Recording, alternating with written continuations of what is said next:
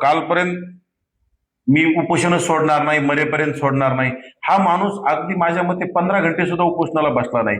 म्हणजे दाखवे फक्त माझ्या मते सरकार आणि सरकारमधले काही प्रतिनिधी आणि जरांगेचं कुठतरी ठरलेलं सेटलमेंट होती आणि याच्यात मोठी सेटलमेंट झाल्याचा सुद्धा अंदाज आहे, गुप्त माहिती सुद्धा आहे.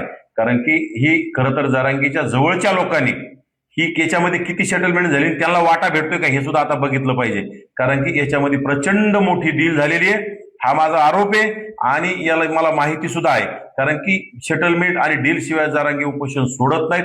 जरांगेला मंत्री महोदय भेटल्याच्या नंतर सुरुवातीला नाही म्हटले, मग परवा सकाळी आले, काल सकाळी आले, काल सकाळी नाही म्हटल्याच्या नंतर लोकांना देखत दुपारी पुन्हा सांगितलं, काही लोकांनी सांगितलं 2 दिवसापासून जरांगे पाणी पिले नाही.